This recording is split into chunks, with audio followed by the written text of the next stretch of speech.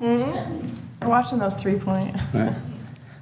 I call the City of Escalon Recreation Commission meeting of October 1st, 2025 at 6:30 p.m. to order.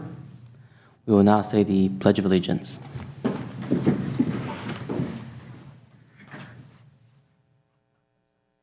To the flag of the United States of America and to the republic for which it stands, one nation, under God, indivisible, with liberty and justice for all.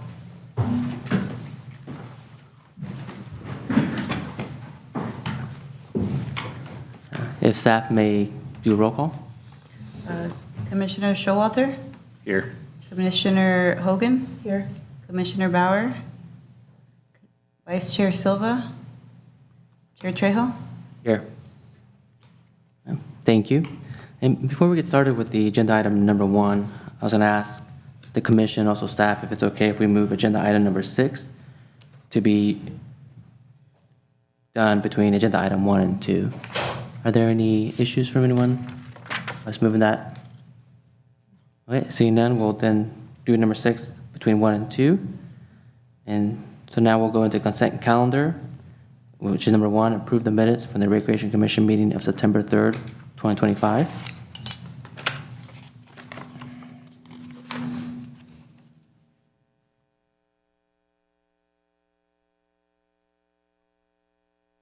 Motion to approve the recreation minutes of September 3rd, 2025.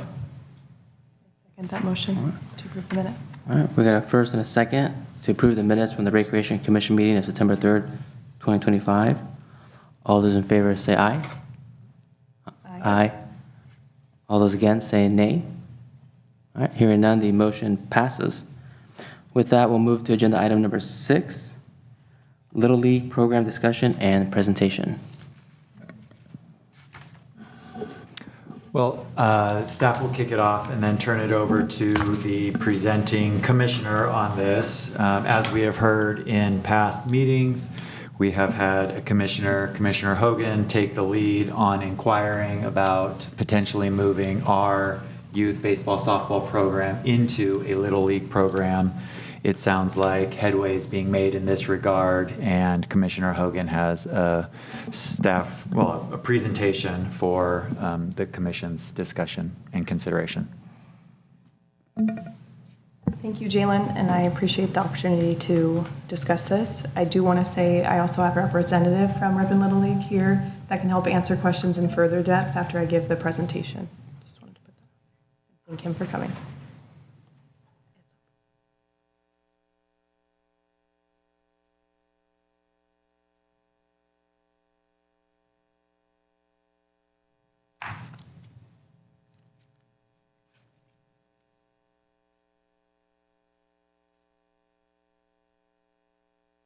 Okay, so starting off with the topic of baseball, softball, I just wanted to kind of bring up a needs assessment of why this is even brought up for anyone that wasn't here during last year's discussion. But during the 2025 baseball and softball season, there was some issues that arose that showed that regardless of what the change was, that we needed some sort of change agent. There was changes in the schedule, not necessarily due to a fault in the recreation department, but a variety of different factors that happened and a change of organizer abruptly during the season. In addition, we got tons of feedback from the community, or a lot of feedback rather, from the community regarding those scheduling concerns, whether it was practice times, practice allotments, game times, game schedule change, and specifically ability, fairness of play in the league that we were put in, and league safety concerns. In addition, the Recreation Commission then got looped in, and we had people at meetings asking for different voting to remove people from groups. From Bel Paso would be a great example. And then non-agendized complaints and other items in regards to like jersey quality per division, jersey quality per league, softball versus baseball specifically, and so on. So my point is there were a lot of different touch point bases where commission had to get involved or give feedback to make some change. Before I go over different options for what we could do to kind of roll into the next season, I just want to talk quickly about the current practice. So we do baseball, softball through Escalon Recreation. Enrollments through Team Sideline, which is the city website, coaches, players, volunteers, and actually should have also put on their sponsorship, all done by the same platform. Scheduling is done by the rec department, and the teams play internally in our league when division size allots, right? Other times they would have to find different leagues to play in, depending on which one was short teams. Cost and expense is subsidized for Escalon residents, and there's a cost share with each enrollee, which helps keep the program cost overall low, but that is something that needs to be approved on an interim basis. Management for the program is run by Escalon Recreation, and available facilities for practice are limited, right? I don't need to read those all out to you guys. We know we have limited facilities and parks, et cetera, to practice and do games at. Current concerns, again, this is non-comprehensive, just kind of throwing out there the things that were brought to our attention last year. So on the city side, there's a use burden on the fields, right, which increases an extra maintenance burden and facilities burden to go out there and keep and maintain those fields. There's limited practice space, and we're not coming up with new space in Escalon for people to play at. There's a scheduling burden on city and staff, and I can put that in bold because that's one of the biggest, I would call it frustration lines or frustration points. League limitations, finding other leagues for our older age groups to play. So those leagues that can't field enough teams to play each other, it's a year-by-year basis where we find where they're going to play, and it's up to whether or not they will approve us in their league. An example of that would be OBSA. We play them some years, other years we don't play them. We're not welcome into their league, and so on. And again, the cost is subsidized, which has not been an issue per se in the past, but it can be something that's up for debate in the future, which is what keeps the cost low. Current concerns for the community: limited practice space, non-ideal slots, and get in bold scheduling changes, right? That's an impactful one for parents, especially ones with multiple children playing. Rising costs, eventually we will have to vote on cost increase and changes, and the subsidy requiring approval periodically, which could be not approved in theory. Older age group scheduling are dependent on other leagues' availability, and the radius of play was larger than some parents expected. For example, going in and out of Belpassy and Modesto at multiple times during the week can be rough for some parents.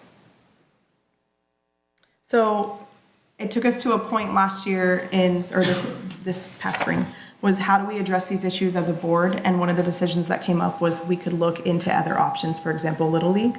But I wanted to be just kind of across the board brushstroke of other options we could do before I get into that. So first thing we could do is no change. We can leave the current process as is, open enrollment again November 1st, and look for independent league play per division.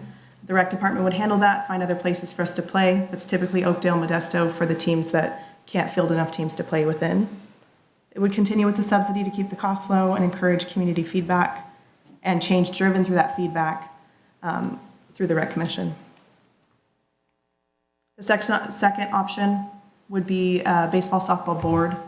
That's creating a community-based board for baseball softball that could assist in some of the scheduling and kind of frustration lines that we talked about, and hopefully make it a little bit easier to run the season. Recruitment would be through Escalon Rec, and there would be, kind of put these in bold because kind of the major points with having a board that doesn't have a nonprofit status. There'd be a limited ability to take donations, and you cannot necessarily take donations and say, I would like this to only go to softball or only go to baseball. There's also a limited ability to create and alter schedules because it wouldn't be 100% in the community's hands or in the board's hands. And you could take community feedback through that board and work to implement change, which is a big positive. And then the third that we were looking into was other leagues or organizations that have a structure that you don't have to create ground up for yourself. And that what we looked at was Little League. So the proposal here would be for 10U and up divisions of softball, and that would be minor and up for baseball, using our current lingo. Moving it to a chartered Little League here in Escalon. That would create an independent board that oversees baseball and softball. The board is all volunteers. It's voted on in by members, and it puts baseball and softball completely in the community hands at that age group and up. You'd be, the big bold point, you'd be given a nonprofit number. You'd be able to take donations and therefore use those donations to offset costs for the youth that are involved and for, let's say it's equipment, field maintenance, whatever it is. Schedules are created and managed by board members, and intra-league play would be with different communities that we have a lot in common with. Ripon, Manteca, Salida. We would be District 67 if we come in. We'd be the 11th if I'm correct on that one. League in District 67, it's all these local areas that aren't too far within 15 miles of us. Establishes a clear enrollment line which means that we would have an enrollment map. But in addition to that, all kids enrolled in Escalon Unified would be eligible for the Escalon Little League. So a child, let's say, that has an inter-district transfer from another city could still play in Escalon Little League with their friends if they wanted to. They just have to prove school enrollment. So here's an example of the map that Jonathan helped formulate, and it shows everything west of Van Allen would be in Ripon Little League. Everything east of Van Allen, so we'd make that the cutoff line to include Van Allen school, elementary school, would be in Escalon Little League.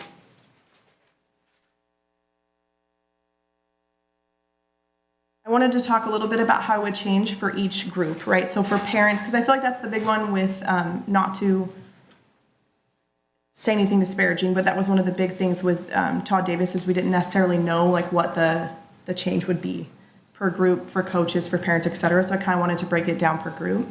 So for parents, enrollment platform ideally would not change. I put an asterisk there because it would be in conjunction with the board and the city to use the same platform as in years past. Age groups might be different. So there could be a little bit of a frustration line there if you wanted your child to play with their friends and maybe their birth date's off. Equipment has some very kind of firm specifications. I think most people are already doing this, but USA Bat helmets can't be aftermarket, so you can't screw your own second face mask, for example, on a helmet, things like that. The cost may increase depending on facility fees, which we would work out with the city, and umpire costs, et cetera, because you're going to absorb those costs because it would no longer be part of just offering through City Rec. Play would not only be in Escalon unless the division is large enough. So I'm going to use the 10U girls a lot as my example. But if 10U girls had enough teams like they did last year, they could just play within themselves with no interleague penalty for that. So it really, this I feel like would do the best change for the kids that have very limited teams to field in their age group. Schedule will be created by the Escalon Little League Board, which there'll be 7 board members that would iron out that schedule, but then coaches could also have their individual schedules taken into account. Jerseys would stay with local vendors. I thought that was a huge benefit of going to Little League. You didn't necessarily have to use their companies. The game schedule is a standard 12 games, and that isn't always the case. Jump in here if I'm misspeaking, but I feel like sometimes we have bye weeks. Not every age group has the 12-game schedule. January would be evaluation, so it's a little bit of a bridge timeline compared to what we're used to, and February 1st is when practices would start. And that's following the general guidelines of, for example, Ripon and places near us. Looking at costs, I have a different cost breakdown, but just really quick. The charter fee is $10 per team, all division. Tournament entries fees have a standard cost. You're not required, is my understanding, to enter tournaments, so as we're starting to dip our toe in, we can just field leagues, have us play interleague play, and just stick with that for the first couple of years while we get used to it. The first 125 background checks are free, and that'll come into play when I talk about the coaches. And jersey patches are $225 per patch on the website. Here's the potential insurance cost. I found this slide a little daunting, so I kind of broke it down on a different one, but this just talks a little bit about you have to have the liability and accident insurance, which is already offered through the city for if we stick with Escalon Rec. So here would be an example of the cost. I keep picking on softball, but I'm going to use softball as an example. We had 11 softball teams last year that was 10U and up. Our charter fee would be $110. Liability insurance, assuming that we have greater than 14 teams, because you would do it just for your whole league, so that's looping in the boys, would be $700 for the whole league, and $41 as well for the 11 teams, so $451. For 5 minor and 4 major, which is what we had last year, that'd be $28 per team. And then in addition to that, and that's for the accident insurance, and then 2 junior would be $59 per team, and then $225 patch. That brings us to a grand total of $18.56 in fees to Escalon, or to Little League, and that'd be $18.56 per head per kid. So when I was doing the math, when you look at the fees that you give to Little League, it's not as outrageous as I thought it would seem. Then you add into the average jersey cost, if you're looking at nicer jerseys, working with our local vendors, around $30, so you're looking at $48-50 a kid. The thing that number would not include yet is umpire and facility fees, right? That would be something that we would work out in conjunction with the city of Escalon. So let's say the ballpark you would shoot for is to keep it $100 or less per kid. Our current cost is $106 to $111 to enroll. So for players, what might change, the age groups might be different. We would want to align with the rest of District 67, which minors is 8 through 10, majors is 11 through 12, juniors is 13 through 14. They keep the same names for softball and baseball, which I also like that because it's very consistent wording across the whole platform. The rules might be different. There will be an adjustment period, and they have an app you download to your phone, which is the full rule book. Kids can play down or up depending on ability. So they give this overlap and age chart. So if a kid maybe fits the criteria for the minors, not the majors, they can play down. But some of these numbers, as far as age groups, are hard numbers when you go into tournaments, if that makes sense. I'm assuming you would go to the board once it's formed, yeah, and say, and the only point of this, because I found this also a little bit confusing looking at it, was to show you the overlap of age groups, because I wanted to show you there's some malleability there when you make your different divisions. This is the slides that were provided me through Jordan, who, John, could you actually tell me, I forgot his title, Jordan Faulkner. Is he the manager of new teams? From the league? Mm-hmm. Oh, I apologize. Understood. There's a higher up person in Little League who is on the East Coast who provided me with some slide material. It's just a lot of material on the slides, so I just wanted to show them to you really quick. That for example, with the minor leagues, there's player pitch, machine pitch, and coach pitch. The purpose of that was to allow, if you have kids that are different ages and abilities, you could make different criteria and then play machine pitch against Ripon and so on. We would most likely not do that, and we would just have a minor league set of teams that were all coach pitch, if that makes sense, because that's kind of what fits our community the best and the ways that we've been doing softball and baseball. So there's minor league, ages 5 through 11, major, which is 9 through 12, and you'll see they have specific pitching and base path distance. And then intermediate, which is something you could do if you're trying to have a team that you're trying to age into the junior, senior leagues, but I don't think that's something that we would jump into first. And then junior and senior divisions, which are the older age groups. And you're moving up to that full base and pitching distance. What would change for the city is that 10U and up would no longer be the city's full responsibility. The facility use agreement would need to be made, so us using would no longer be Escalon City Rec using Escalon City Fields. It would be Little League contracting to use the fields. And meetings between the board and the city would be strongly encouraged and required, and there would be scheduling things that would come into play with that. We would also need to manage and talk about umpire companies and get context for that. For coaches, they would be enrolled with the same current platform, ideally, working with the city on that. And then we would they would need to complete a separate volunteer process. I did have some of those forms printed, but they're easy to find online. And again, 125 of those background checks are free through Little League every year. They'll need a new background check. From my understanding, our current process would not be allowed to be covered. So I think there would be frustration of some coaches having to redo that. Schedule would be made in January at the president's meeting, and again, that'd be more malleable, so coaches would have more input onto how they wanted that to be. They would need mandatory trainings. There's a child abuse training and a couple other trainings that are required. And then coaches' meetings, I put meeting or meetings because it could be one big one, encouraged. Those are required, meaning coaches need to get together, iron out schedules, maintain regular input with one another. The way it changed for Rec Commission is concerns or calls would be directed to the Little League board. This would become a community-owned thing. And Little League can be invited to present at Rec Commission meetings as needed or can ask to be on the agenda as needed, but it wouldn't be something that we oversee. Donations would change. We would have a 501c3 status. I think that's huge. And it'd be something that we didn't have to find an accountant, find a lawyer to apply for that. It would already be provided to us. And therefore, we could take donations just for baseball, softball. And those can be used to offset costs for players. So in our own way, it'd be like the community subsidizing the players themselves. We could also use that for facilities, maintenance, and so on, equipment, et cetera. This is just another slide to show you the difference. In looking at everything so far, despite the fees to Little League being so low, I would assume the cost difference will not be that off once you start looking at umpire costs and so on. Enrollment would ideally stay the same, working with the city on that. We would have to sit down and figure that out. Schedule for Escalon Rec is dependent on other leagues for our older groups. For Little League, it's 12 games, and you do 3 to 4 of those with an outside team, whether it's Ripon or Manteca. That would be up to us and how we choose. League play would be some or all of District 67, but we get to choose that. You're not required to do every single, you don't have to do Ripon, Manteca, Salida, and so on.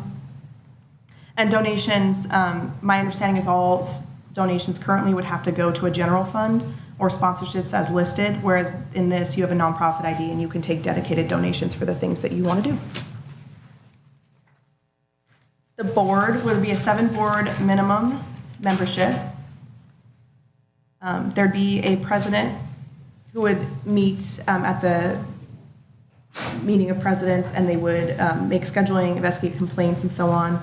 Vice president, treasurer, all of that stuff. The kind of main thing I saw that's different than other boards is having a safety officer, which coordinates first aid kits, first aid training, creates emergency contact lists that exist in each dugout. I thought that was really cool structure for the kids to have and for coaches and parents to have. There's a player agent, which I thought was another really unique factor, where they help verify school enrollment, so that takes a huge load off of what the city has been having to do. Conduct skills and drafts, and they create the player list, and they create and publish the roster. So again, that puts all of that in parent hands. And there's a coaching coordinator, which is another unique position, which conducts the drafts, manages coaches and trainings, keeps those meetings going and the touch base going with coaches, so that kind of coach buildup that's been talked about at meetings that we maybe are lacking in, that would then be there. And Little League offers quite a few different trainings and resources for coaches and kids alike. So kind of moving forward to a recommendation, if we were to decide to pursue Little League, this would be the recommendation, so I just want to be clear with that. So if we were choosing to pursue Little League for 2026, immediate action for the Rec Commission would be motion to move 10U and up from baseball, for baseball and softball to the newly formed Escalon Little League. We would gather our first board members, which there has been some interest in the community, to start that and to begin putting in the documents required for the charter process, which, looking at the link in the charter process, it didn't appear to be too difficult, I'll say it that way.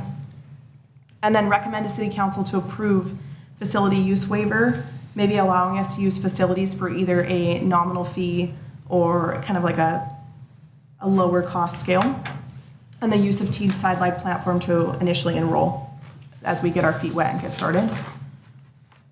The immediate requests and recommendations for the city then would be to assist in the transition process if we choose to move forward with this, meaning opening baseball and softball enrollment November 1st, making clear that people know they're enrolling in a now community-led, community-driven type of baseball, softball, allowing Escalon Little League to enroll through the existing platform, assist in distribution of information, allow meetings to be held on city property. I know it's kind of a silly one, but having a place to meet is important.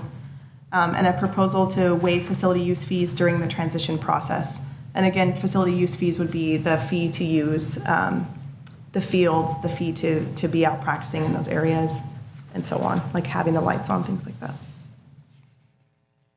And thank you for your time, and it's now open for any questions, comments, anything I can do. Yeah, I'll say thank you, Stephanie. Definitely appreciate putting the presentation together and all the information, gathering it. I think when you go through these type of programs, there's quite a bit of legwork, research and discussions and meetings that just get to this point. So I just want to say thank you for that. One thing I was going to ask is just in terms of questions. You did touch on it in terms of kind of the process.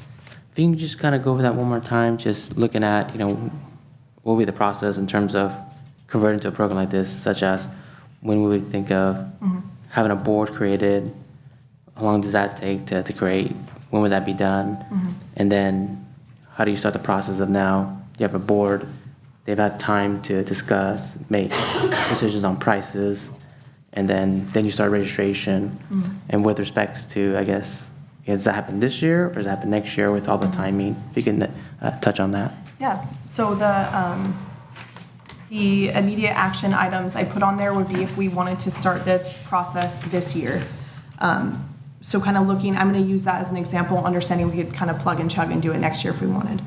But if we were to move to it this year, you would want to open enrollment for November 1st and set a fee schedule now. So for example, if we were to say, okay, we're going to set just a solid $100 across the board, knowing that the overhead cost, for example, for the softball teams would be $18 to $20, fees that you would send to Little League, plus all the different fees we'd have to work out with the city.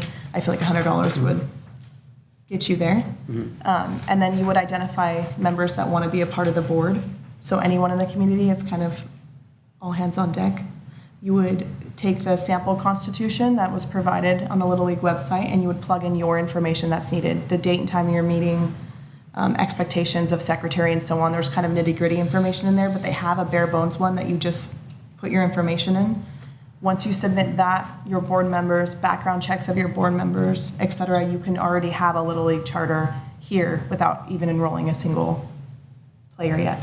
Also, you can jump, Jonathan, if you feel I'm misspeaking. At any point. No, I mean, it's, yeah, the charter, the constitution, fairly simplistic. And to give you a slide. You have to sit down as a board once you get that established and establish things like the cost of registration. But you would do that, obviously, understanding what your costs are with the city, your previous, costs for uniforms, what parents coverage if you're providing belts and socks, or just a uniform and hat. Beyond that, I mean, there's thousands of different things that I could cover here. I'm happy to cover any of them. But I can answer any questions that you have. I mean, Little League is going to give you a structure, even when, Little League has contracts throughout the sports world. So 80 Star, Green Goods would be one of them. Like, you have access to that catalog, meaning you can order all those uniforms, all of those hats, all of the baseballs and softballs and everything else at a different price point just because you're attached to different options from the uniform side. Sometimes the entire district would be baseballs for the entire district.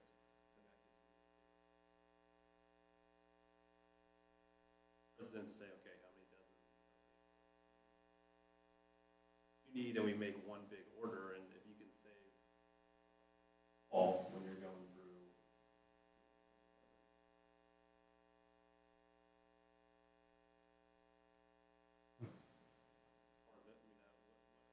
I'm open to whatever questions anybody has. Thank you.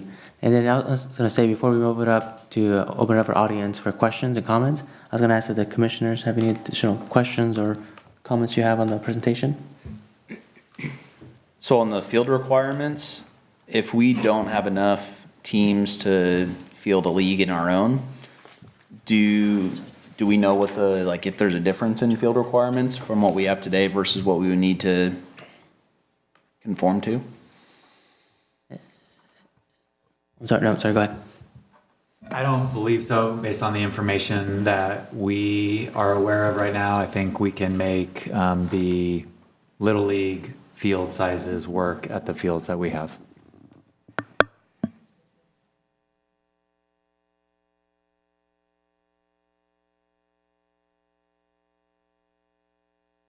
Would be this upper. I've never paid attention, so I don't know Yeah. if they're already meeting the standards. Yeah, I'm not sure. I know they do for the majors. Okay. I'm not sure about the older divisions. And then do we have any type of idea from a cost perspective to get the equipment to the league standard versus what we have today?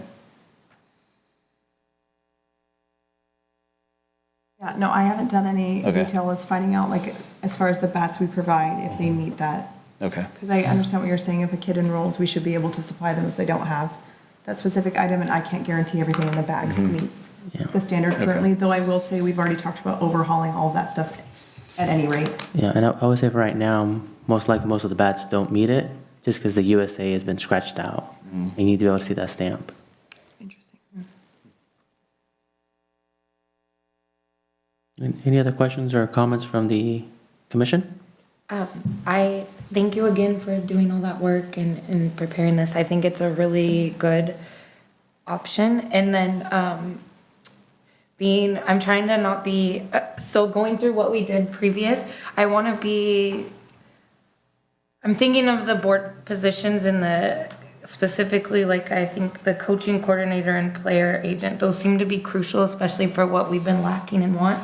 Do we know if we have people that would fit those roles and be willing to do it yet? Or and then second to that, or maybe first to that, do we have 7 people or close to that yet? To see if it's valid for this season potentially, or coming season? I'm not certain if we have 7 people, to be very specific. I do feel that there's interest in the community, and I could probably Make it. get at least 5 that I could say these people are strongly involved or invested, as far as saying that people are slotted for different specific roles. I wouldn't be able to answer that one. Okay. This was also kind of an all hands on deck to the community in hopes that people would want to come. Yeah, agreed. Get And involved. I think we have that showing up, so hopefully, I just hope, I guess, and this might be a question for you, not Commissioner Hogan. So if we have just volunteers come together, because we have a lot of volunteers, if we don't have someone that's amazing at the coaching coordinator, how much resources and support do they have through Little League, I guess, or through? So like with the city, we get like they put a lot of effort in, but like how hands-on is it compared? Like, are they gonna have someone come out? Do they get to call you guys? Is there a book? Is there, what are they? And I was going to ask Jonathan, if you don't mind, going to the podium and answering the question. Thank you. As far as every individual board position, I mean, there's an explanation. So you have, I guess I got to take kind of a step backwards. Little League has an organized structure that every chartered league is supposed to follow. So there's a description of the job role for every position: president, vice president, coaches coordinator, all those things. Is there a specific training that can be provided? Not necessarily, besides just reading the rule book that Little League has, one for each division of play. So baseball, softball, and then also, can't remember the third one, but I don't think you're doing it. Anyway, so you have those explanations of what it is that you have to do. Obviously, there's the president's meeting that we attend once a month, and we say, hey, we're having an issue with this. How do we address it? I mean, you have the District 67, but you have a District 67 umpire-in-chief. So like you would have an umpire-in-chief for your chartered league, who if he said, wait a second, I have a question, I don't know what to do here, he would have access to call the district umpire-in-chief and say, hey, what's the ruling on this specific rule, if that makes sense. So That doesn't, and it helps, because again, we haven't had a board, so a reminder that there's engagement on that part. So there's that constant, the meetings and such too. So that was a good reminder. Thank yes, you. I mean, in regards to how do you create a board of directors in a short period of time to start a league? I mean, in Rippon's example, I showed up to a coaches meeting and walked out as vice president. So, I mean, you'd be surprised how Well, I think they'll get there. I just want to make sure. I Yes, think just you'd be because there's been surprised some that- history before, I just want to make Right. sure we can do this with whoever shows up, because I think we'll get a lot of them. But Yeah, I just want to make sure we can do this successfully, I guess. I think the thing that what you're trying to create is you're trying to create community through youth sports, right? You're not trying to create a baseball program. The community part has to be the first part, Okay. right? And so once you kind of realize that is the culture that you're creating, then you automatically just get people that say, okay, it's an organized structure. It's got a governing body. There's rules, there's processes that you can follow, and you'd be surprised how many people jump in because they see it as something that's sustainable. Totally with the okay. Thank you. That helps me a lot. Thank you. I mean, even take something simple as rules. I mean, these are all the things that you deal with throughout the season, right? You have a rule, and somebody says, well, I don't like that rule, or I don't think it's the right rule. Little League is simple because you could say, well, I may not agree that's the right rule either, but we can both agree on the fact that it is the rule, because there's a rule book that's agreed on by the Little League International Board, and it says that's a rule. So it just creates a very functional structure of baseball, if that makes sense. Thank you. Would you be willing to give insight into if we were to choose, let's say, to field our 10U girls team, whether it be minor, right, girls team, and have them play Ripon, how many games roughly we would be playing? In Ripon? Yeah, Or home or total? away, just kind of just total as far as like not interleague play. I know we kind of roughly, Yeah, I mean, the schedule is something that that is kind of really the important part from the league's perspective, that you really want to put it out there and it be correct, right? I mean, I'm a parent of 6 kids. I've got 4 of them playing baseball. If I have having a set schedule is crucial. And so as a parent, when you get a schedule that all of a sudden changes, it's a pain in the neck, right? So you try to get those schedules out and have them be as solid as they possibly can be throughout the entire season. As far as how many times you have to travel, how many games you have at home, a lot of that does depend on how many teams that you field in your own community, right? If you had 4 softball teams for 10U, you could play 9 of your games here in Escalon, and then you'd only have to travel for 2 or 3 or whatever it is that that your board decides that you want to have for your season. There are minimum requirements for postseason play only. The league does say that their recommendation is that you have 12 games, but Little League International also does understand that sometimes getting 12 games, depending on how many teams you have, could be very difficult. So there's a recommendation standard, but not necessarily like a hard, fast line, if that makes sense. We were to be able to create a board, is there a place that board could go to watch an example of meetings being conducted or kind of the governance being conducted? Yeah, I mean, Escalon is welcome, to Rippon's board meetings anytime. I think that's definitely not a problem. It's great to have. It's great to have a community like Escalon involved in Little League and have a chartered league, just because of what it continues to do, within our communities and local and abroad, right? I mean, there's always been fun rivalries between Ripon and Escalon, whether it's in football or whatever it could be. To add Escalon into the Little League family and have those same sorts of games are great. Like, it'd be a lot of fun to have you guys here. So our league is definitely in support of you guys having a chartered league, even though it takes over some of our territory as far as where our map is. It's a small sacrifice to pay to have you guys have a chartered league. So yeah, you could definitely come to our events. Would you be willing to speak a little bit on the Ripon City? My current understanding is that the Ripon City allows Little League to utilize their platforms to enroll, or at least it's a jump-off link point. Yes, I wrote that down in my notes. Are you talking about the platform that you register on? Correct. So Little League, if I'm not mistaken, requires every chartered league to use Sports Connect, which I think Escalon used to use at one point in time. Yeah. And the reason why is because Sports Connect will do, within Sports Connect, you can create your Little League website, you can create all of your teams, all of your schedules, everything is done on one system. Not to mention, it creates a digital platform where birth certificates, medical release forms, school enrollment forms, if you chose to use them, can all be uploaded and put on that website. And so from a registration standpoint and a confirmation that every player belongs where they belong is very simplistic. So if that makes sense. So don't quote me on that, but I'm like 90% positive that you have to use Sports Connect. And I'm going to say, before we open up to the audiences, any questions or comments? How many kids are playing in the Ripon League? We are about 250 to 225 enrolled, depending year to year. Yeah. And just for reference, is there a tiered pricing structure for Ripon, or is it flat across the board? No, our registration is flat across the board. Okay. Yeah. Is it close to the $100? No. Okay. No, our registration last year was 225. Yeah. That is on the higher side for our district. We do have to pay the city, even though they cut us a great deal. We do have to pay for the rental of the fields, and so when we have that many teams playing, it's fairly expensive. Okay.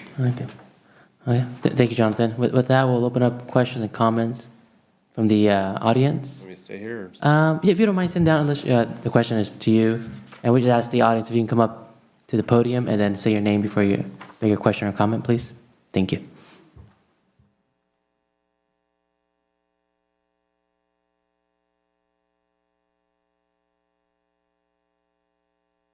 Pierce, my question's for the city. Have you mulled over what that would look like for facility use? Because I know that the Cougars pay the youth Cougars. Are we going to be, I mean, we can't be held to a different standard, I don't think. I don't know. So I guess that's my question. Yeah, we have not, we've started to process this entire conversation, but have not gotten to a point where any specifics are made on field use, rates, anything like that. Relatively, there's a long way to go on this. I think it can go quickly, but there's a long way to go. And I think different dynamics affect different decisions on how this all plays out. You know, I can't speak for the council right now, but I think there'd be some receptiveness to ensuring a smooth transition and that everything worked well. But I can't speak to what any sort of rate or field use agreement would be. And my next question was with the donations that would come in from a nonprofit, say, I don't want this to affect like the major plan of the field that the city owns on Escalon Balota or Avenue, whichever part that is. And would we be able to get funds and be able to donate and make our fields better and maybe make more fields and be able to hold tournaments? And I know there's got to be a lot of legal loopholes and all that. And I just want to make sure that we're not going to go backwards because soccer still needs more fields. Baseball's going to need better fields. Yeah. I don't imagine the establishment of a Little League board would affect any of the long-term plans the city had for the expansion of that park area or the acceptance of donations or the improvements to the park. I don't see how the board would preclude any future plans like that. Just more or less like, can we be donating money for fields? Can we be making, okay. I just don't want that to go away. No, I don't think it'll affect that. Thank you, Jamie.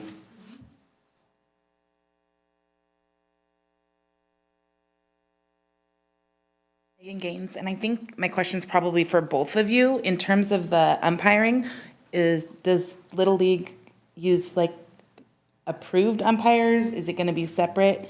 And also, would that be, like you were saying, like there's Dick's Sporting Goods, Little League has a contract through them. Is there like a umpiring company that they use specifically that maybe reduces the prices versus regular? And yeah, I guess it was more for you.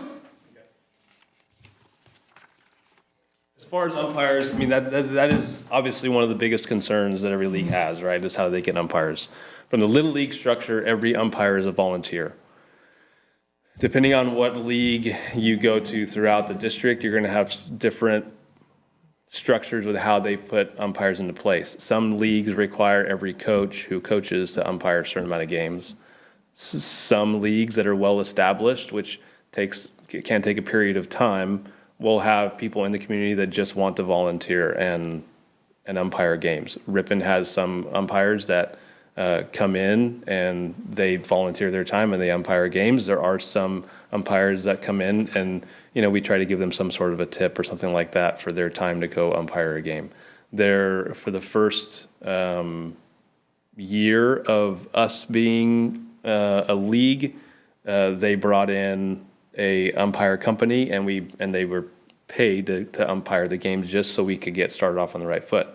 That comes with a significant cost. It'd be similar to what you would have at a travel ball tournament, something like that. You're paying these guys $100 a game, so not necessarily my suggestion.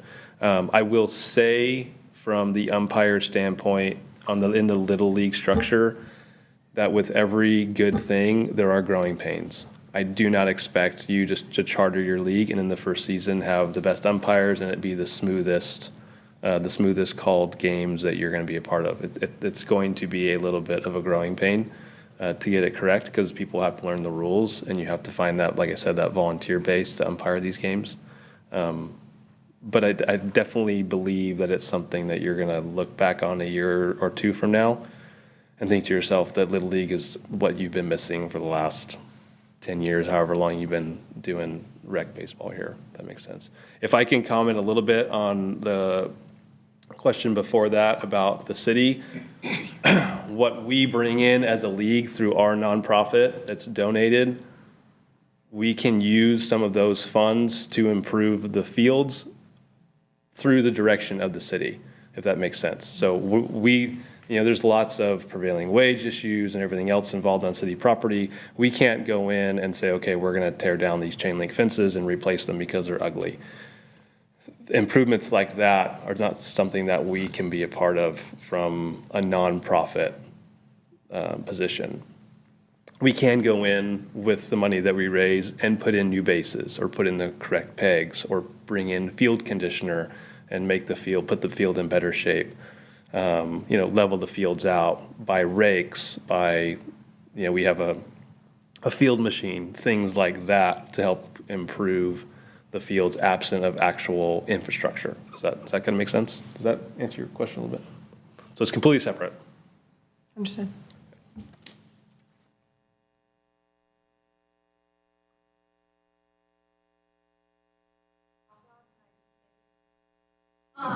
Will the mic pick them up if they're out there, or they have to speak to the mic, pick it up?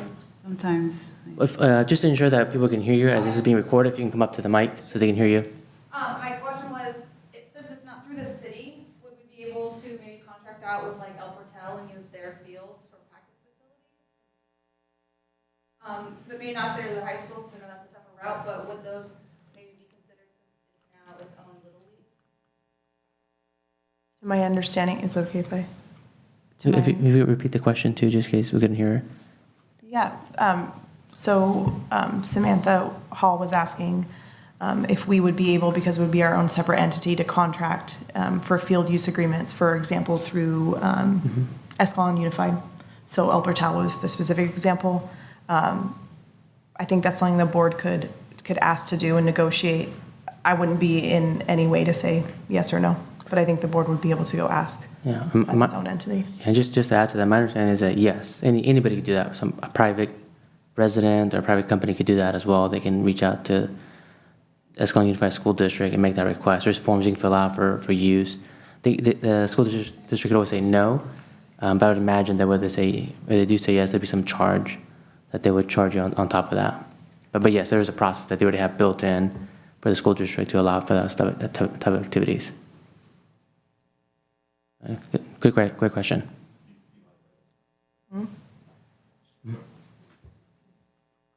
Little League does not require you to practice or do anything in a field specific. So if that makes sense, there's several leagues within our district that their home base, including their clubhouse, is on school grounds. So it's kind of one of those things where it's whatever field you can find, as long as you put the address of the field on your insurance, you can go anywhere. Does that make sense? We have practices at TPR at Missland Park. So it just you can kind of go wherever you want. Thank you.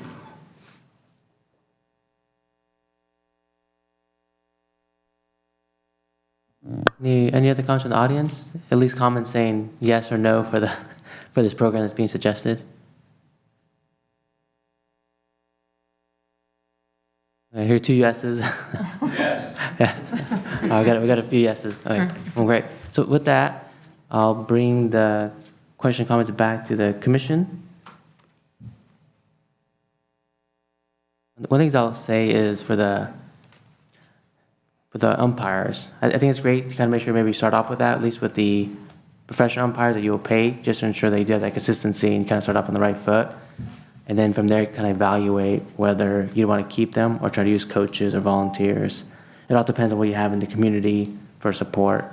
I do find, I think you have is, after you've been coaching in a certain league for 2-3 years, I think you could do a decent job being an umpire. There's always that kind of skill of, especially when it comes to pitching, to see where the ball comes in, if it's in the strike zone. That is somewhat of a skill to master. The only thing I would worry is that if you do get good, after 2-3 years, now you're off, right, to a different division, or now you're not coaching anymore because your kid has aged out. So it's always hard to have that good balance. And I think you do see from, at least from our community, that we have an expectation to have good umpires. And there's a lot of feedback that we do get year to year for different sports on making sure that our umpires are consistent and that they're doing a good job out there. So that's just one thing I think we have to consider on that. I think too, we do also maybe look at just at the price of what we would expect. Not too surprised when I heard $225 for ripping. I think a lot of programs like this, and it doesn't matter if it's baseball or basketball, you're going to spend anywhere between $150 to $250 on that sport, even if it's a rec sport. I think it finds a typical cost range for that. Yes. So with the umpire thing, when it was the volunteer kids or the high schoolers that we would pay to come in minimum wage, we all expected that. So we knew what we were getting with that. Now, what we pay for in football and soccer and baseball, we're expecting a higher level because we're paying for that. So I don't know if it's your guys' understanding, or I would come from a different place if I knew these people will all volunteer. So I would like to know whether there's so many people in the community that have umpired here in Escalon that I would like to have to be able to cut some of that cost. So just my opinion on the matter is let's not go full on hiring everybody and everything, because, we know they're volunteer, and hopefully the parents can hold it together and make good choices. Yeah. And that's the hope. That's definitely the hope. But it's definitely challenging when you see a tight game and the umpire makes the wrong calls or if he makes the wrong call. It's hard for parents to hold their comments. Or even coaches give their feedback. Go ahead. When I spoke with, and I got his title, I had to go to my email, but when I spoke with the league development coordinator, Jordan Faulkner, he explained that the typical, if he was to give you a swing of cost, would be anywhere from $100 to $200. I did give league costs from other leagues around us, and he said some of those are over the expected amount, and then some would probably fall closer to the 100. He explained that you set your own fee schedule with the board, and that's up to the board based on the costs that they contract with the city for facility use, with umpires, et cetera. Those will change the costs for jerseys and so on. So it seems like there is wiggle room and areas where you can cut costs if you're using, like you were mentioning, volunteers, or if you had a really good facility use agreement while you get started and so on.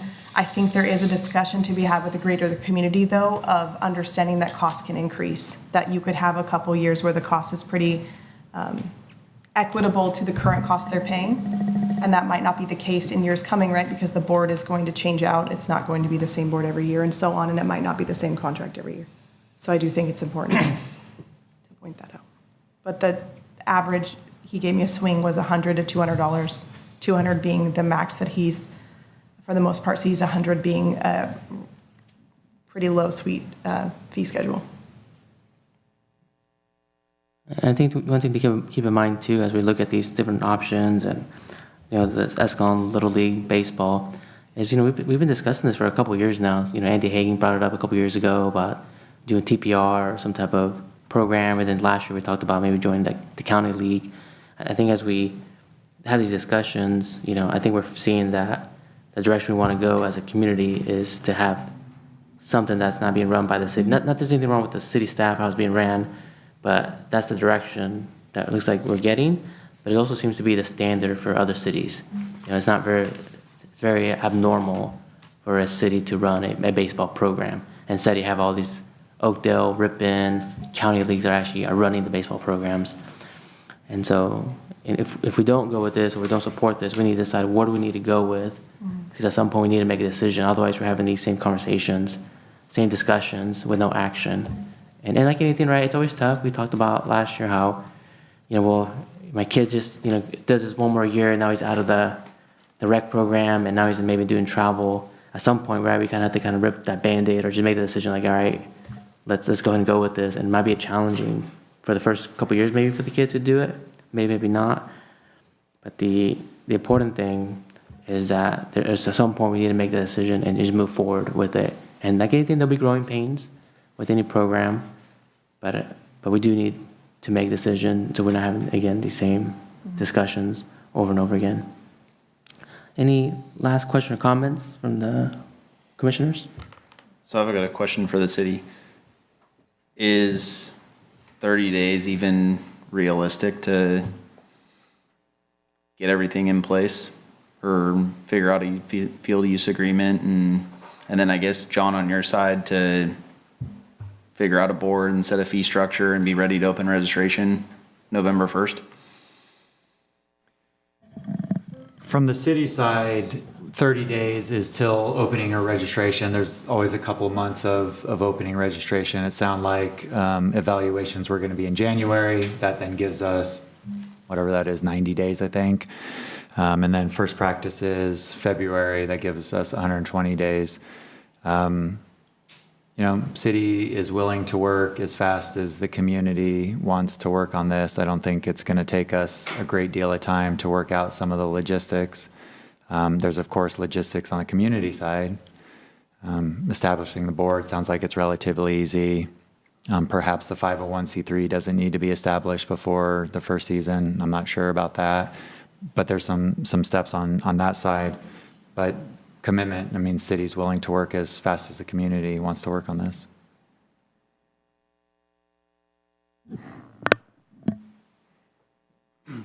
Yeah, I mean, to that point, you don't need a field to register. You don't even necessarily need a baseball field to have a practice. All those things can be worked out in due time. As far as from the board standpoint, I just think it's going to be the board structure, creating the costs and all those things. I just think it's going to work out a lot easier than what you might think. Now, obviously, Rippon's Ripon and Escalon's Escalon, but the type of people that live here in the small community, it's pretty similar. So I really think that, like I said, if you build the community aspect of baseball, I think that's all going to kind of fall in line pretty easily. The thing that's so great about Little League is that, you're doing baseball in your town, you're having the opportunity to go out to other communities and play as well. Ripon, Manteca, you talk about the postseason where you've got the winner of your divisions going out and playing in a tournament. That's just a regular season tournament. We're not talking about all-stars. These kids, it's no longer they're just playing baseball and it's rec baseball in town and all those things. It's more of these kids are having the opportunity to go out and represent their city, right? Just like they do when they're playing football for Escalon High, but just a much younger age. They go out and we're Escalon playing Manteca. And you go out there and you beat these teams or you play against these teams, and maybe after the first year or 2 years they win the banner, right? Because the winner of every division gets a big banner. And now these kids have these banners that they're hanging in their, on their field next season. They're like, yeah, I went out and won that banner for my town, right? It's just a little bit of a different feel. It's a culture change for these kids that they're playing baseball, and it's not motivated just based off of just playing for their team. They're playing for their community, if that makes sense. Thank you. I was going to ask, if there's anything we haven't discussed or touched on that you think would be important to mention? I'll just say next steps, starting to discuss and talk with the council on what level of decision is made. And there's two school of thoughts: that this is a city-run program and therefore the council weighs in, or that this is really a community-based decision. And, if the community establishes a board and really does everything that they need to do to make this happen, why should the city even weigh in? So again, two schools of thought. Again, we will navigate all of those questions at the same time you guys do, as the community does, so to speak. But again, if this moves fast, I don't think anyone wants to be an obstacle to it moving forward if that's what the community truly wants. And so we will go alongside the community and see where this goes and move with you. Any final questions or comments from the audience or commissioners? Just to understand, I guess, specifically, would this go to the council then, or are we making a motion and then we can, yeah, if you could outline how that might work. I think undecided right now. Got it. Let's see what the community says. Is that like another what was it called that we had? Or is that just feedback from the meeting, or how do we gauge that, since it's? I think at this point, the city won't dictate what the next steps look like exactly. Okay. I don't think the city's going to say you need to do a community workshop or anything like that yet. Again, I haven't fully had these conversations with the council because this is in its infancy, right? Presentation right now. But I think really the community should drive what this looks like and how much input is sought and, what level of buy-in is needed to make that decision. Because there are changes, and you're right, there's going to be growing pains. People like and don't like what you have and like and don't like what you will have if you make any change. So I don't think at this point the city will dictate next steps. Should be driven by the community, I believe, and, the council, again, will go along. I don't know if they need to weigh in what's the question? Totally, Should we yeah. allow the community to take this on? So I think we would even figure out what the question is before there was any type of weigh-in.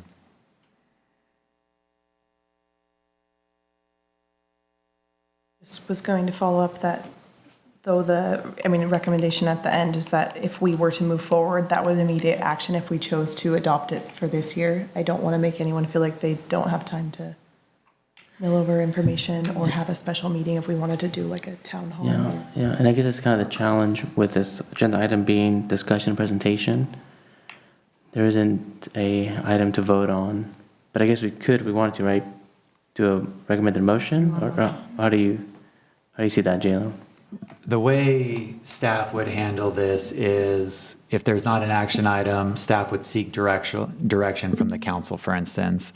And so if you as commissioners wanted to provide general direction to the community that, we want to explore this and whatever the next steps are, you can just kind of broadly make that, proclamation, and then it's out in the community and you can figure out what the next steps are from there.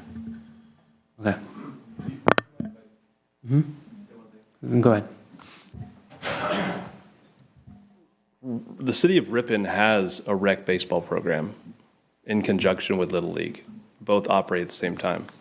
Little League is not, because Little League is separate from the city, there is no obligation that the city approves an Escalon Little League charter, if that makes sense. Yes. So from my understanding is that the city only has to approve basically dismembering the baseball program that they currently have.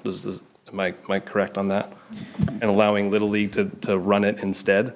And even to your point, it wouldn't even be a dismembering, right? It would just be, we would still have the lower divisions, T-ball and rookies. Just the upper divisions would be in this separate league. And so it's, Oh, got it. Okay. yeah, there's not even really a dismembering. I mean, if you're wanting the community to decide, why not just provide both programs and see who signs up for which one the most? Okay. And then one more. So what? real Oh, sorry. quick, maybe that's a fantastic idea. Maybe that's a great idea. I do think there's some economies of scale, and we've seen, even at our size, 400 plus kids in the baseball program, that divisions, especially at the upper age, can be very, very small. And we already struggle with establishing enough teams to play with. And therefore, if you offered two kind of competing similar programs, there may be some challenges in league size, team size, all of that. Again, in concept, I think that's a very good idea, right? You have these two different options. I think there's some logistical issues that may need to be navigated with that. I think you get your point, yeah. It's just this, if you only can make 2 or 4 teams at the most, let's say even for the minor division, and now you're splitting them both, it could also cause confusion on what program is both or the same. So there's that issue as well. But I think the recommendation would be to the city of Escalon to support this program, but maybe not competing against it. Jamie, you have a question or comment? I would just say let's get this going, whichever way we do, because it's saying it's in its infancy is really like it isn't. I've been hearing about this for over a year now. I've been in talks with people for over a year. I want to get this going. I'm prepared to volunteer. I'm here. Let's go. Let's get them. I believe everyone that is here tonight came because they've been in talks with other people, and we're all in this common goal right now of getting something moving. So I would suggest, hope that you guys would, let's move this forward, to the council and at least get something going because we always have to be able to fall back on the city. Thank you. You want to go over the next one? Yes. There you go. Thank you. And so with that, so there's nothing there to vote on. However, is there a motion then for recommendation to the community that you have? So Howard, I will make a motion but I don't understand how I'll make this, but tell me if I should word this differently. With the community's involvement, we should move the 10 and under and up from both baseball and softball to the newly formed Escalon Little League? Can we do that? Because I think that's. Or is that too broad of I a? feel like it's almost too specific. I would say explore a Little League Okay. program Yes. that could take the 10U and up. I don't, you know me, I like specifics, so I don't know what my next step is Yeah, after yeah. that. So that's, Yeah. I'll say it, but I just want to know what's my action or what would their action be then too then? Yeah. Sorry, I know that you're saying that it's not. No, that's perfect. Yeah, I think if you explore, right, if the direction, because you could still, right, this commission could say, no, we don't want to explore this. Right, totally, if they don't. So your direction is either kind of yes or no. But the specifics are a little more challenging. So if broadly, it's explore a Little League establishment of a board and taking the 10U and older, away if a board is established. I think that gives everything you need. It provides your got it. direction that you want to explore that, and it gives, kind of next steps, what those look Okay. like. Thank you, that helped me a lot. I Okay. think the key thing there, right, is this agenda item is discussion. We're just having a discussion. There is nothing here that we told the public that we're going to vote on something or decide on something. It's just a discussion. Okay, so, what do you think if, I think if you're comfortable with what was said after, I think you could just Yeah, say. make a motion As to- stated. As has been stated. I think. You think I can say what I said and then as stated and know what I said and then?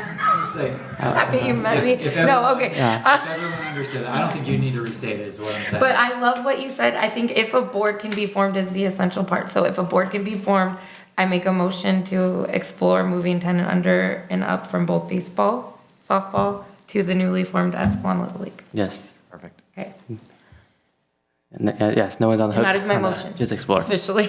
Yeah. Is there a second to that motion?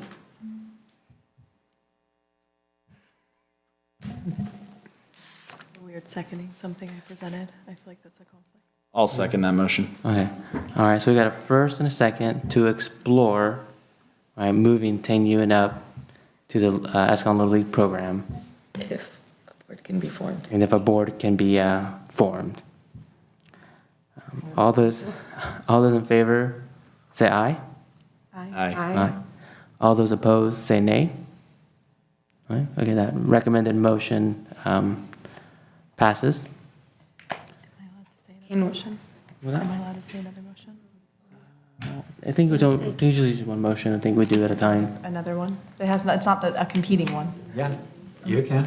Again, this is direction, so yeah, you can add. I'd like to propose a motion to the rec commission to host some sort of town hall. Advertise it, giving at least 10-day notice for people in the community to come and have another chance to have more questions answered. We have a first, is there a second? Can I ask, I second, at that time, we could potentially put our board together? We could do it all, or we start with we have time, right? I'm just thinking of it more of like an a question Get answer, just info, giving and then more from there, people. we can always. I'm push- asking your guys' create it. presence Got to it. be available Okay, to I will second that motion. answer more questions All right, so I we like have, that. in Over. case more people need it. we have a first and a second to have for the Recreation Commission to have a town hall, to have further discussion on this Escalon Little League program. Is this a community-driven thing with rec commission participation, or is this a city-driven thing? I would see it as a community-driven thing where we would hopefully be able to advertise so more people could also come speak their mind and get more questions answered to create a seamless and smooth, not seamless, that's not possible, but a smoother Yeah. transition. Okay. And then rec commissioners are attending as community members. Yep, and as available, not required. I just wanted to throw it out there to see if people would be willing to do that. All right. So We have a first and a second. All those in favor say aye. Aye. All those opposed say nay. Okay. Hearing none, the motion passes. All right, with that, we'll go back on the agenda. We did have agenda 6 moved between 1 and 2. So now we're going to go to agenda item 2, which is under staff communications. Monthly recreation update, September 2025. Okay. Just maybe give a minute if there are people exiting.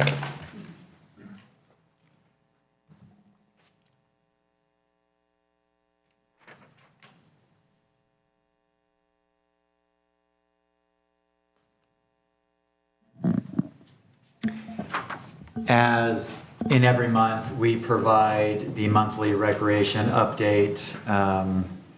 This is the season where we have kind of a couple of seasons going. We have started practices for flag football. Registration went well. We did have, I would say, a considerable amount more, 40 more players than we had last year, including, I think, 25 female players. So registration numbers are really, really good in flag football and seem to be increasing, especially with female registrants. We also just opened basketball. And are going through that process. That is just now open. I will say that the school district and the city has entered into a three-year field use agreement to have El Portal fields primarily be more available for city use, whether it's for games or for practices. In fact, for baseball, we are exploring, and we'll see how usable it is, but we're exploring using the outdoor basketball courts, maybe even for practices for our teams. As you all know, there's not a lot of basketball practice facilities. We've also worked on securing the old gym for more days than we have in the past to, again, make that available for weekday games if we need, and perhaps even for practices. We are navigating, figuring that out right now. But we do have a field use agreement with the school district for more days at El Portal Field. So just an FYI on that. Soccer recently ended as of last week. I believe we did do a survey. Every season we're going to submit a survey, one to coaches, one to parents. Essentially, we're getting a good response, like triple the response already that we got last year. So we're looking forward to kind of diving into that information, seeing what the users of the program are saying. We will bring that to you to discuss, all the good, the bad, and the ugly about what is said. I do want to mention, and maybe it's even reiterating, we are working very hard to provide a skills clinic for kids and a coaches clinic for each sport that we have. We want to thank Chair Trejo for providing the coaches clinic this week. It seemed to be very well received. I would say relatively well attended, and I believe they will get more attended as people understand, kind of what this is and how it goes.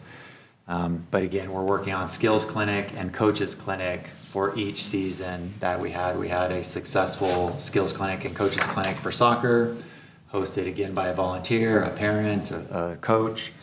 So that is going well so far, and we'll continue it into the future seasons. We are also working with our officiating company. We have the professional refs that generally ump or ref the higher age groups, and then we have our high school, they get paid, but we have our high school refs who generally ump or ref the lower age divisions. We have partnered with the professional company to provide training prior to each season for the high school refs. So hopefully they just get a little more acclimated, a little more in tune with the rules and the process and all of that for coaching for the high schoolers. So again, many of the things that come to us in terms of a complaint or a concern or a question, we are trying to address, mitigate, make better in the program. So those are a couple of the things that we are exploring and implementing right now, and just want the commission to know. And we would be happy to answer any questions that you may have. Kind of a couple comments. One is I do want to say thank you for the soccer for adjusting the schedule. It's always been a challenge in the past years to have the last game also at the same time as the Escalon yard sale. So it's nice to have that separation. So I just want to talk to parents who are there with their kids, you know, at the soccer games. We talk about the yard sale, and they always seem to be sad, know that they're missing the yard sale. So I definitely appreciate that, and those coaches and parents appreciate that. Yes. The other thing I was going to say about basketball, I would just ask, even though registration did open up today, just to look at some of the age divisions. You know, one of the age divisions we still have is that 9 to 11-year-old division. And that's a challenging division because sometimes that does include third graders all the way up to sixth graders, and there's a vast difference in size and scale. And, you know, there's different options to do that. You could have, especially when you look at 7 and 8-year-old division that you have, the 8-up division, the 8U division, that there's so many teams in that division that you don't even play all the teams, maybe almost half the teams. So if there's that many divisions, you could potentially have a division just for 7U. You could have an 8, 9U division, and then have that 10 and 11-year-old division. But I would ask to explore that, just make that smaller, because I did have one kid last year who was a third grader on our team, and who ended up quitting because he saw how big these other kids were, and he just felt out of place and didn't feel like he can contribute to the team. And I kind of felt bad that he felt that way. And so I was but I think a lot of those little kids kind of feel that way when they're up against these, you know, kids who are in junior high. But I just asked if we can just look into that. Yeah, that is, and you're right. I mean, that is a period of growth for some kids. We have explored it in the past. It is consistent with the MBA program that we're a part of. And also we have had, and it sounds like you know some of the numbers, we've had some difficulty fielding some of the divisions. So we can continue to look at that, and, you know, if the commission really wants to explore changing any sort of age division, I think we can go through that process. So we'll see how numbers go this year, and we'll take your thought and kind of look at it as it applies to the registration numbers. And thank you. Any other questions or comments from the commissioners? And if there's any questions from the audience, if you can come up, please, to the podium. Thank you.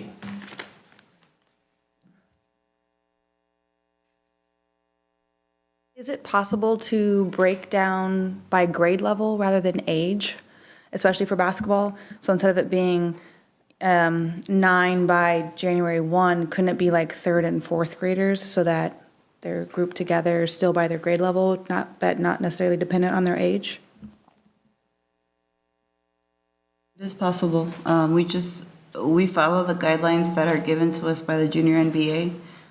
But I mean, as a community, we can, we could take a look at it and see what fits the community. Yeah, and I think it's in the past, before we joined the junior NBA, that's what it was called. It was called like second, third grade division, you know, fourth and fifth grade division. That's what it was called before. It wasn't until we switched to junior NBA that we called it the 8U, 10U, or 8U, 11U division. But even with that, it's even if you call it like third and fourth grade, it still would be based on some age group or some age, your birthday. So it would be based on your birthday, not necessarily that's your grade you're in, just because some kids may be older in that older division, or maybe got held back in a certain grade level, but they're on the older side. Yeah, we've seen this with soccer recently. They've had kind of a ping-ponging of, is it grade level, is it year, calendar year, and everyone's trying to get it right. And there's going to be opinions on both sides, very candidly, right? There's going to be opinions on both sides. So as Yvette mentioned, when we moved to junior MBA, we followed their guidelines in terms of age, year, basically, not grade. Again, there is flexibility enough for us to do that. We just, we'll take direction from the commission by and large, and we can, if that's something that the community and the commission wants, we can explore it. I will add that an age, a date of birth is set in the system, can't be changed. Unfortunately, there have been incidents where, the level of skill that the player has been misrepresented, right? Confirming grades, it's much harder than dates of birth. Just something to think about. Yes. And that'd be more fair just because the birthday kind of helps kind of set that balance. You can be in kids your own age group.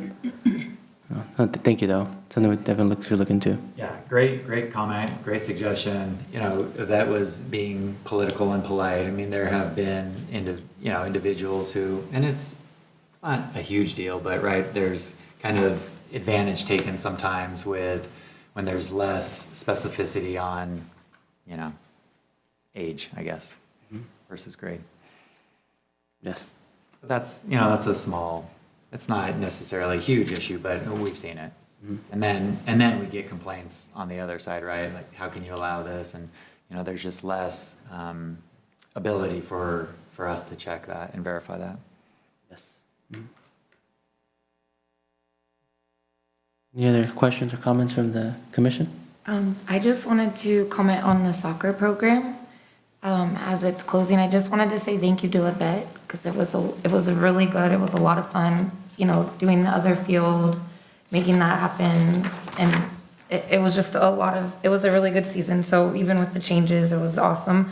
I just wanted to share a few things that with the older kids, the under 17 group that Yvette got together, there was 3 boys teams, and there was only 3 teams, but we had a lot of fun, and they literally, watching the development over the season was a lot of fun. Interacting with them, the second to last week, Yvette and I had a scrimmage, and we met at Hogan at night. And my kids were like, it was so much fun. They were playing their hearts out, and my kids lit up, and they explained that due to certain reasons, they're not able to use the field at the high school at night. So I grew up and I got to go play night games and play in high school. Our soccer team isn't allowed to use the field at certain, or whatnot.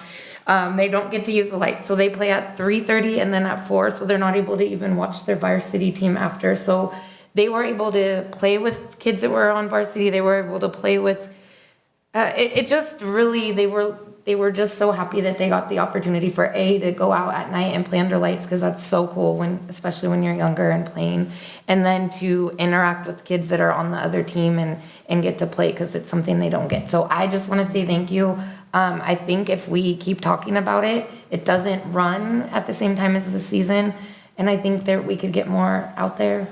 And I really appreciate you, because it was really cool. Even, there was some language barriers, and they still they came out and played so hard and showed up, and we had the best time. So besides saying thank you, I hope that in the future there can be maybe night games potentially for some of the older.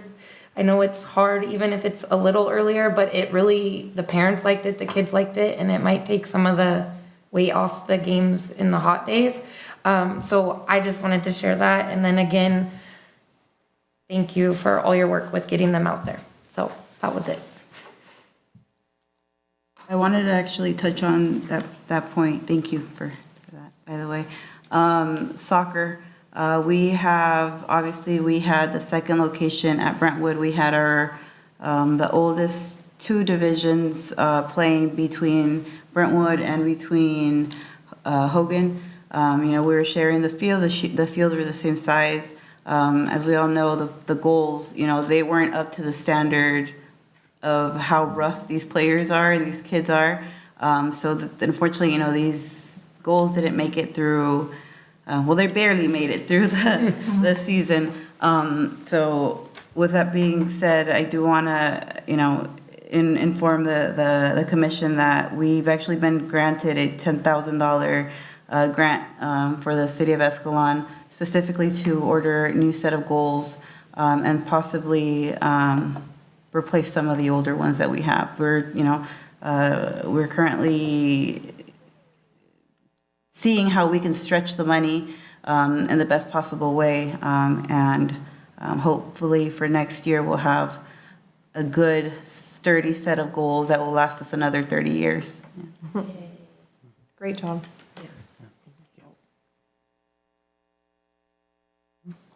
We will now move on to agenda item 3, monthly communication log, July and August 2025. Thank you very much. Thank you so much. Again, this is something that we've committed to do. You see there are 2 months here. Full transparency, right? We want, if there's calls, emails, questions that come in, concerns, complaints, we want to share them with not only the commission, but the community, I guess, who's reviewing these agendas. Nothing in here, I don't think, is earth-shattering from our perspective. But if there's any comments, questions, thoughts you have, we can talk about them.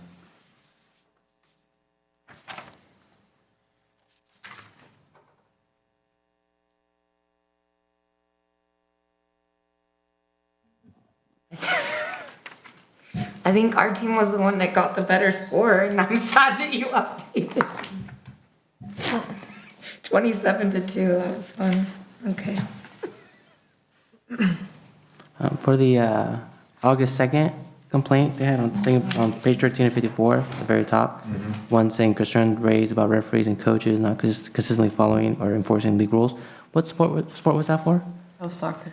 Oh, soccer, okay. We have received a couple of comments, and we share those directly with the owner of the company, and we talk about them, and he provides his viewpoint on the issue, and we explore it if we think there's anything truly there, some true bias, some purposeful inconsistency, something like that, we address it.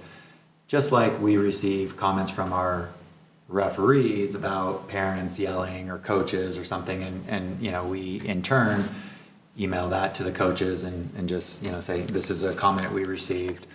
So any of these we take seriously and we explore it with whatever party it may be. Everyone, it's hard to prove bias or any sort of purposeful inconsistency. But the referee coordinator will kind of talk to that referee and say, here, this is what was said, and kind of go over that with them. So they are aware as well.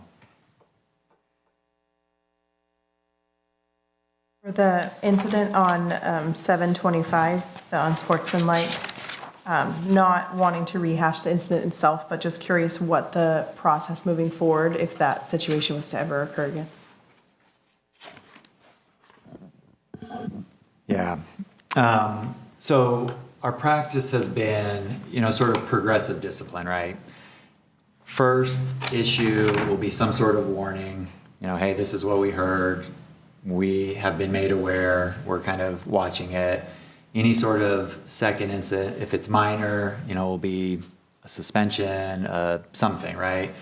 And then any further action, or if the second incident is really egregious, then there will be some sort of suspension or something, right? You can't play in the league or whatever.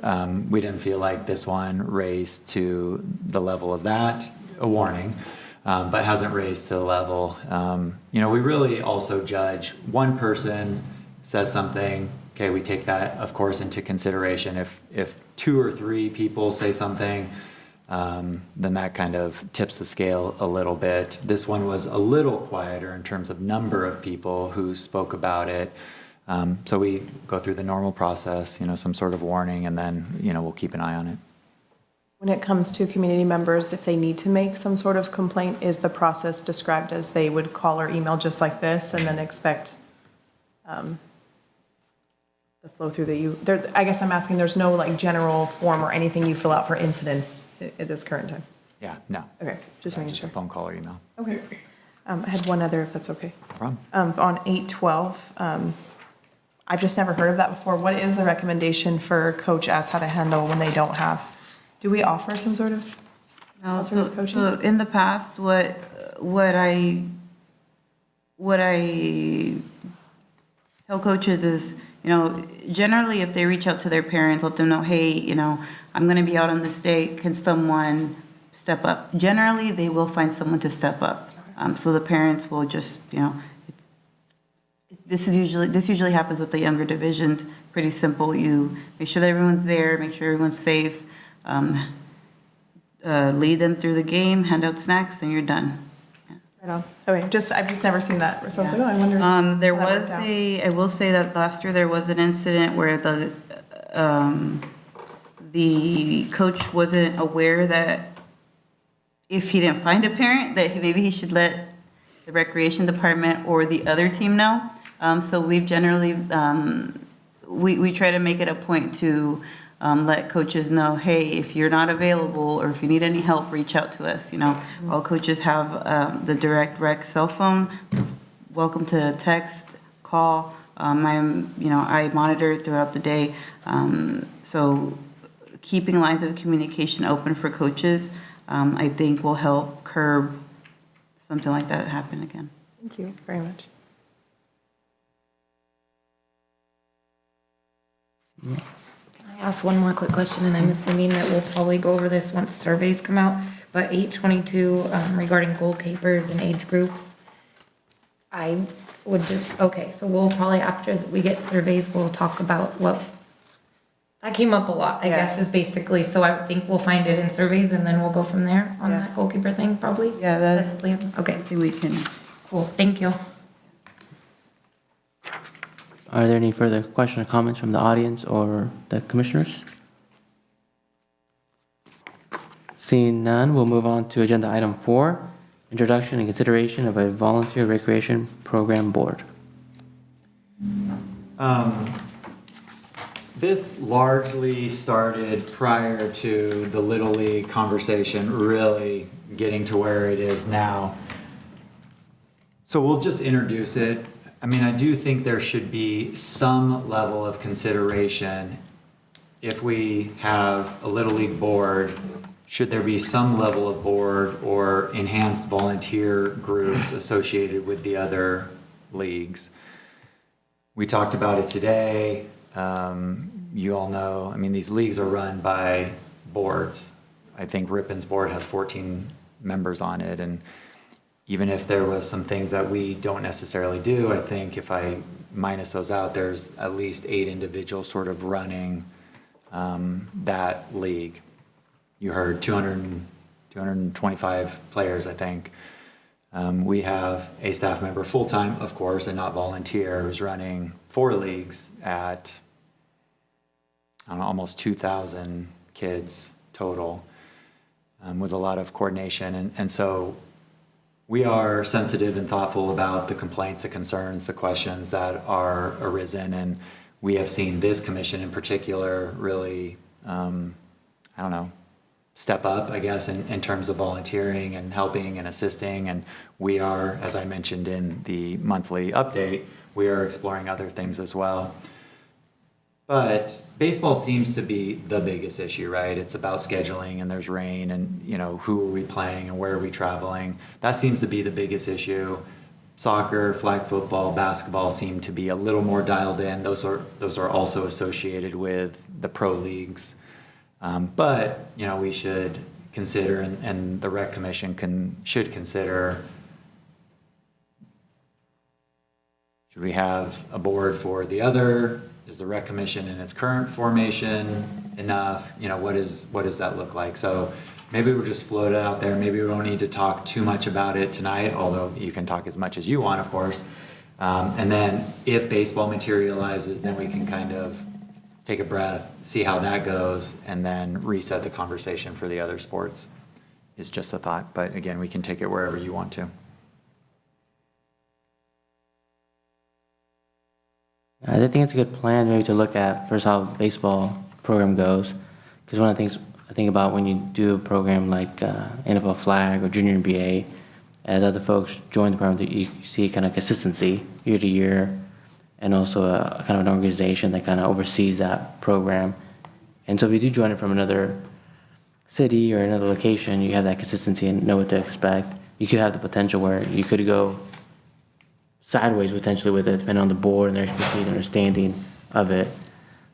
So that's one thing to look at. But I think, as things get more complex and there's more community input, something like this may work. But I think it's, like you're saying, it might be a good idea to see what the appetite is to be able to build this Escalon baseball league and see how that goes, and then use that as almost like a litmus test.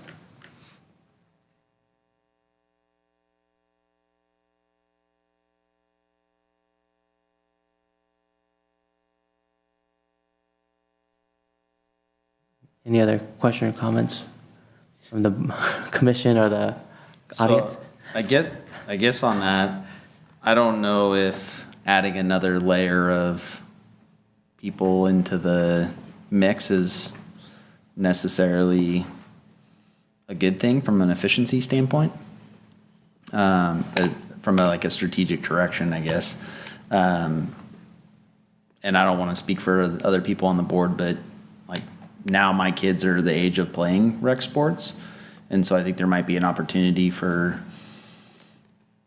the city to ask for more involvement from rec commissioners, which I don't think would be a bad thing for us to get out. And I mean, Danny does it, Casey coaches, your kids are playing sports too, mine are playing sports. So I think there might be an option there to lean on the rec commission instead of creating a separate board. And I think that's fair.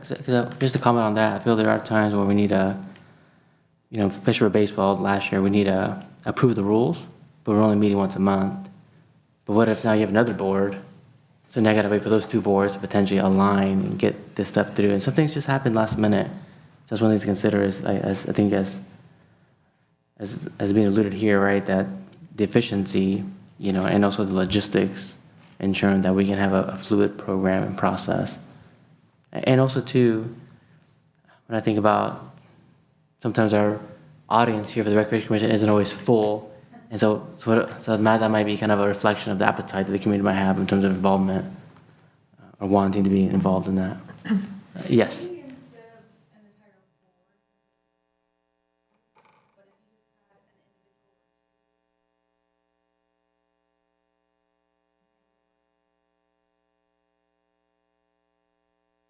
Chair of soccer, they could maybe answer all the questions, equipment, scheduling, and rules and things like that, and you're only speaking to one or two people.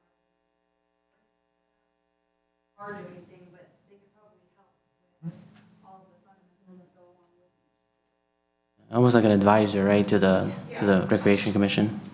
They're the subject matter expert and they advise on it. Advisor and a soccer advisor, so it's only one person, but at least they're competent in that sport to help progress. No, that's good. That's a great idea. Thank you.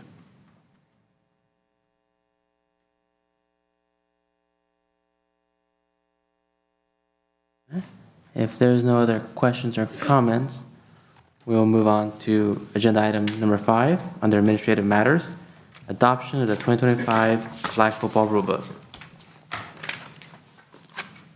So periodically, particularly in baseball, and maybe other sports, I can't recall I don't know, over the last several years, we want to bring the rule book before the commission. For soccer, let's just take soccer, we did make a few rule changes, and those were through MLS, those were through advisement of individuals who are very familiar with the game and the sport and child development. And there's questions, right? You saw in some of the comments that we received in the monthly log, like, what about goalies for this age group or not? And so we can maybe advertise it a little bit more, but what we want to do is start bringing the rule book before the commission prior to each season so that everyone is as on the same page as possible. And then as we talked at the last meeting, I think what we want to do is sometime during the draft probably have some level of discussion about the rules, any changes, and sort of, get a kind of raise your right hand commitment that you're gonna follow the rules if you're a coach. So again, this is just transparency. If someone had, let's say next year, we bring the soccer one forward, and someone had a concern about goalies at U8s, right? They would have the opportunity to come here and say, I really don't like that rule because, or we should implement that rule because, and then that person has their chance, you have a chance to weigh in and maybe even modify the rule book if warranted. So flag football's next season upcoming. We've started practices, but not games, of course, and we wanted to put the rule book in front of you all. And so I think maybe Yvette has some. And for Yvette speaks, if I could just mention something, just comment on your comment about make sure that we get alignment on the rules. One thing that was on our coaches clinic that someone brought up is that they would like to see where the coaches clinic is maybe the week before of the draft or the week before evaluations, just to get the opportunity for everyone to do the coaches clinic, but more importantly, talk about the rules and make sure that we're all on the same page on the rules. That way, if there is anything that the majority or maybe staff or combination feels there should be a little different than what the NFL flag recommends, it's nice to get that done up front, have those discussions that can get muled over by staff. And then 2-3 weeks later, when we have this being brought to the commission, it's already kind of established, like, hey, everybody's aligned with this. And so that so some of the timing might help out that. And I think too, once you have those type of discussions with the coaches for the rules, I think it's going to get them feel more confident to use those rules. Because one, now that they know better because we've discussed it, but now we're on the same page, right? Like you said, we put our hand up, we all say, all right, these are the rules, we're all agreeing to it. Maybe we don't necessarily 100% agree to it, but we're all agreeing to follow them, because that's the majority that's wanting. But then I work out maybe timing just a little better on that. Yeah, good suggestion.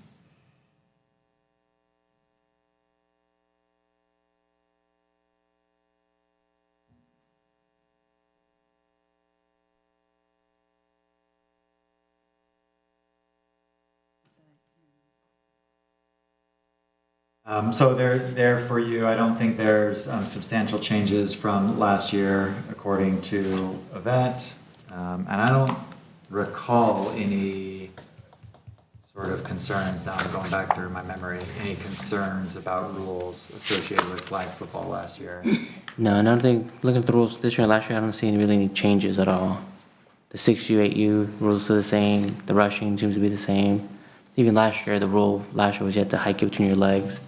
That's saying the same, but I didn't see anything major or even minor that was actually different. One thing that it's not different, but it's kind of just been stressed. And it started, the precedent was set during soccer, is that the rule book specifically says that this rule book supersedes any other leagues, right? So while MLS might say one thing, NFL flag might say another, they might change their rules, in between seasons. This rule book supersedes everything else. So our referees will be following this rule book, and we expect the coaches to be following this rule book. And we encourage them to reach out to staff, reach out to the commission if they do want to see changes in the rules, so that it could be discussed, here, and see if that needs to get changed. And I think one thing too Yvette mentioned at the coaches clinic was having a laminated set of rules out there in each field. And that's really a great idea. One of the things I did mention at that clinic is that the referees are doing their best to try to follow the rules, Escalon rules. However, these referees coach different sports too, like soccer and baseball. It's the same coaches that referee so the referees are the same ones that referee each of those sports. Plus, they also referee, for example, like flag football, they may do it from Modesto, Stockton, and the rules are a little different, and sometimes you do find that sometimes the wires get crossed, or maybe they get kind of confused on what Escalon specific is. So there are opportunities. I don't think there's anything malicious or anything there. It's just they have so many rules floating in their heads. It's hard to keep it all straight. And so that's where I think having that rule book is great. So if there's a issue that a coach finds, it's very easy for him to point out that, hey, this is the rule here for Escalon, or we are following the NFL flag rules. But I thought that was a great idea that you had. I think it's have a lot of success with that. One more thing I wanted to point out was that the rule book might look a little familiar.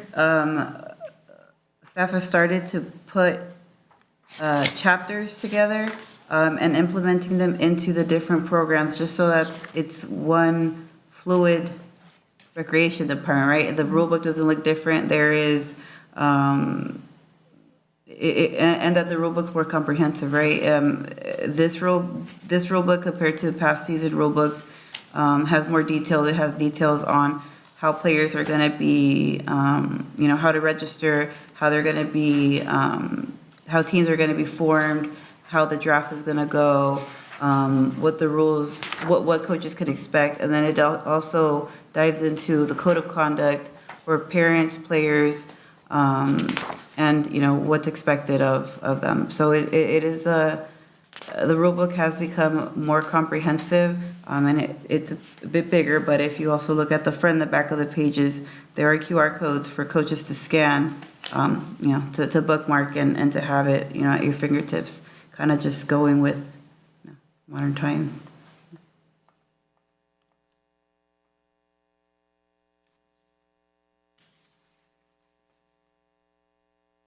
Thank you. Any comments from the audience or the commissioners? Hearing none, is there a motion to approve or not, to either to adopt or not adopt the 2025 flag football rulebook? Make a motion to adopt the 2025 flag football rulebook. Is there a second? I second that motion to adopt the 2025 flag football rulebook. Yep. We have a first and a second to adopt the 2025 flag football rulebook. All those in favor say aye. Aye. All those opposed say nay. Hearing none, the motion passes to adopt the 2025 flag football rulebook. Agenda item number 6 has already been completed. That was done between agenda item 1 and 2. We will now just go with Commissioner Communications, starting with Commissioner Showalter. So first, like to thank Stephanie for putting together the Little League presentation. I thought it was informational and give us a good position to move forward quickly. So think it would be beneficial for us to explore quickly. I don't know how we necessarily call that town hall, but excited to see what the community can come up with. Thank you. Commissioner Hogan? Thank you for the time. I really appreciate it. No. And I just wanted to second what Commissioner Showalter is saying about Stephanie. That took a lot of work to put that together, and a lot of meetings, a lot of time. And it definitely shows, especially the presentation, how well you spoke to it. So I just wanted to say thank you. Commissioner Silva? Yeah, I'm gonna just reiterate that you jumped in and really helped out and did that, so I'm grateful. There's lots of ideas, but to execute it and get it going for us, however it works out, I really appreciate it. And it was informative, which I like, so thank you. And just again, thank you for soccer. It was really fun, so that's all I have. With that said, I adjourn the meeting of the City of Escalon Recreation Commission meeting of October 1st, 2025 at 8:19 p.m.